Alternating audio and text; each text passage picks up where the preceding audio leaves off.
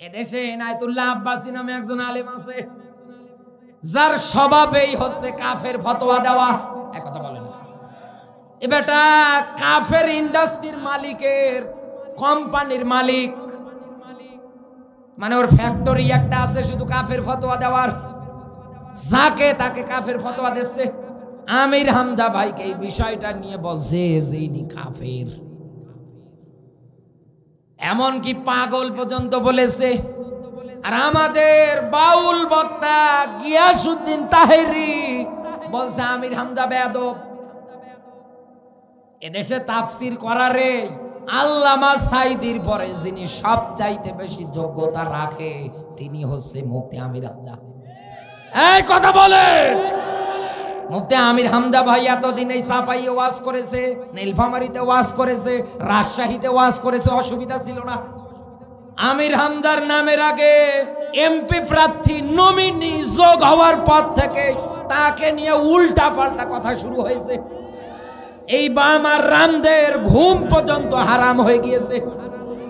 এমনকি কুষ্টিয়ার মানুষদের ভিতরে যারা জালেম, যারা স্বৈরাচার, ব্রিজ মেরে খায়, কালভার্ট মেরে খায়, জনগণের টাকা আত্মসাৎ করে খায়, এই সারা দেশের মানুষদের ভিতরে যারা এই রকম ক্যারেক্টার লালন পালন করছে আর এদের সঙ্গে যাদের হাত আছে তারাই কেবল আমির হামজা ভাইয়ের বিরুদ্ধে কথা বলে। এ দেশের মানুষ সবাই অবগত আছে। গতকাল রাতের বেলায় এই জায়গা থেকে মুফতি আমির হামজা ভাই আলোচনা করে চলে গিয়েছে। এ জায়গার অনেক মানুষ হয়তো গিয়েছেন, তেনাকে নিয়ে ফেসবুক, ইউটিউব, বিভিন্ন টিভি চ্যানেলগুলো পর্যন্ত লেখালেখি করছে। গতকাল তো একেবারে ভাইরাল নিউজ। আমির হামজা কি বলেছে? উনি সাংবাদিকদের সম্মেলনে সাংবাদিকদের মর্যাদা বুঝাতে গিয়ে রসুলের আদর্শ দিয়ে বলেছেন যে দুনিয়ায় আল্লাহর রসুল ছিলেন সংবাদদাতা, বার্তা বাহক। রসুলও বার্তা পেয়েছিলেন কার পক্ষ থেকে? আরো জোরে বলে। উনি কিন্তু বলেন নাই যে রসুল সাংবাদিক ছিলেন আপনাদের মতো, না। উনি বলেছেন রসুলও ছিলেন সংবাদদাতা, আল্লাহর পক্ষ থেকে যা মেসেজ এসেছে উনি সেটাই জাতির মাঝে বলেছেন। সাংবাদিকদের সামনে মুফতি আমির হামজা ভাই একটা মেসেজ আকারে বিশ্ব নবীর আদর্শ থেকে শিক্ষা নেওয়ার জন্য বলেছেন যে এর কাজগুলো যদি করতে পারেন তাহলে মরণের পরে আমার আল্লাহ সাংবাদিকদের পুরস্কৃত করবে। এদেশে এনায়েতুল্লাহ আব্বাসী নামে একজন আলেম আছে, যার স্বভাবেই হচ্ছে কাফের ফতোয়া দেওয়া। এক কথা বলেন, এ বেটা কাফের ইন্ডাস্ট্রির মালিকের কোম্পানির মালিক, মানে ওর ফ্যাক্টরি একটা আছে শুধু কাফের ফতোয়া দেওয়ার, যাকে তাকে কাফের ফতোয়া দিচ্ছে।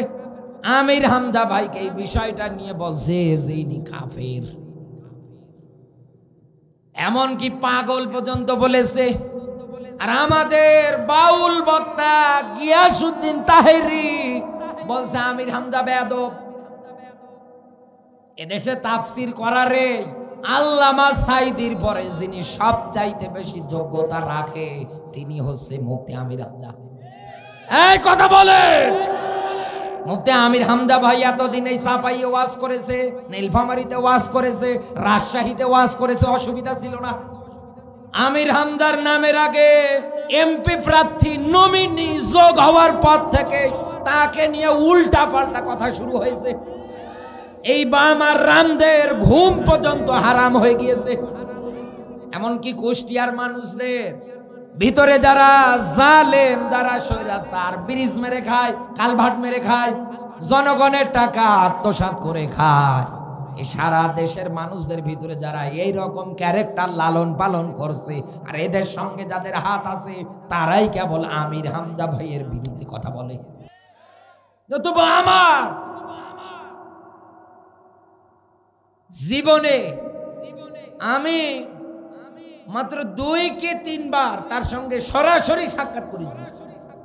এ ব্যতীত শুধু মোবাইলে দেখতাম।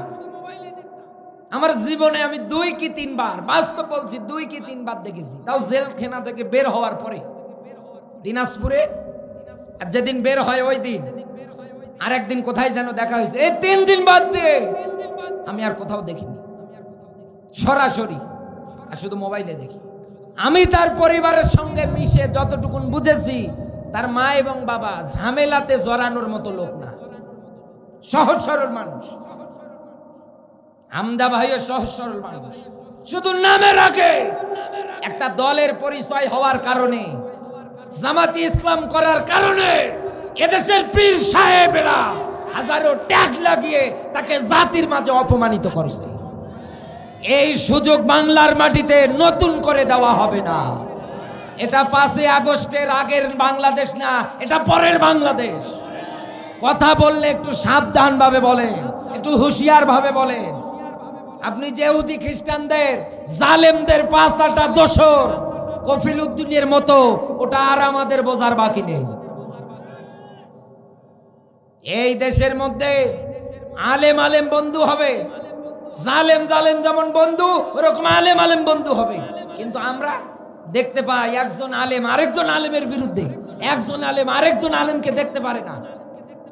এই গুতোগুতি কিলাকিলি ঠেলায় শেষে সাধারণ পাবলিক বলছে, হুজুরে হুজুরে মিল নেই, আমরা কি করব? ওই যে একটা গল্প প্রায় মাহফিলেই বলি, হিংসা কারে কয়। এক লোক মাঠে গিয়েছে কাজ করতে, যাওয়ার পরে একটা পিতলের জগ পেয়েছে, নাড়াচাড়া করছে, ঢাকনা দিয়ে মুখটা ঢেকে দেওয়া আছে।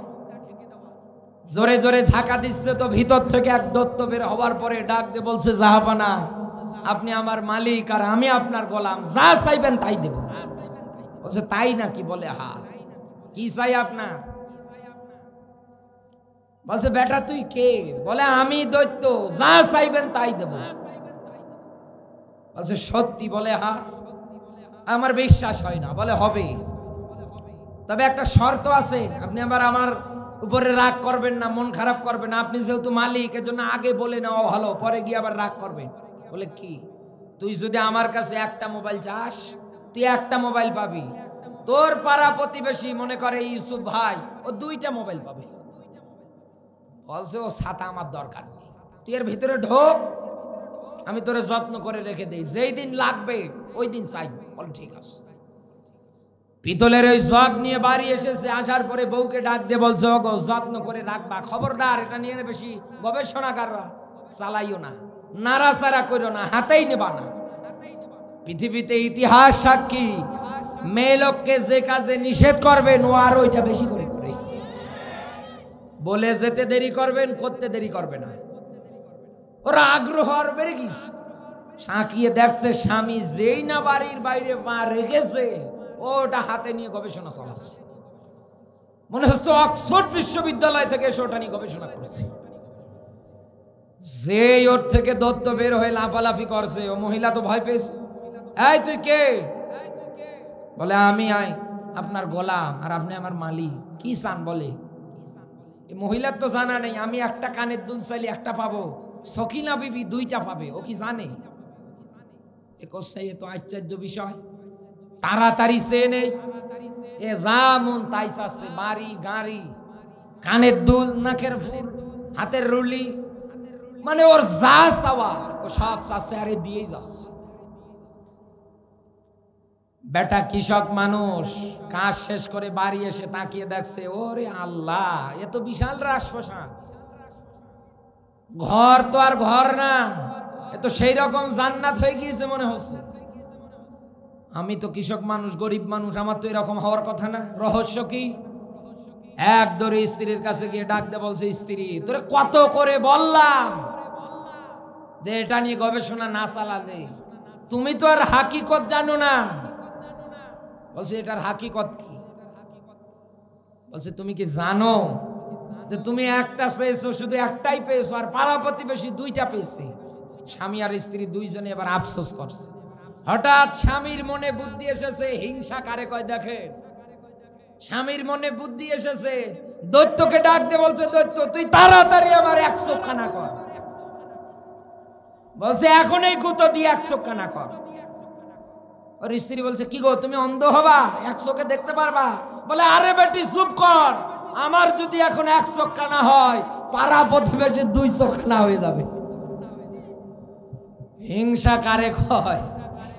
হ্যাঁ, আপনি চিন্তা করেন তো, আজ এদেশে আলেম ওলামাদের মাঝে এরকম হিংসা চলছে। বাদ দেন এই হিংসা ভাই, আমরা এক প্ল্যাটফর্মে আসি, ওয়াতাসিমু বিহাবলিল্লাহি জামিয়া, দল মত নির্বিশেষে সব ভেদাভেদ বাদ দিয়ে আমরা আল্লাহর রজ্জু দ্বীনের ইসলামকে আঁকড়িয়ে ধরে এই দুনিয়ায় যখন আসব, একটা প্ল্যাটফর্মে একটা কাতারে এদেশের কোন রাম বাম ওই ফোকাস সার ফোকাস চেয়ারে বসার সাহস পাবে না। কোনদিন আলেমদেরকে নিয়ে উল্টা পাল্টা কথাও বলতে পারবে না। এই কথা বলে না কেন?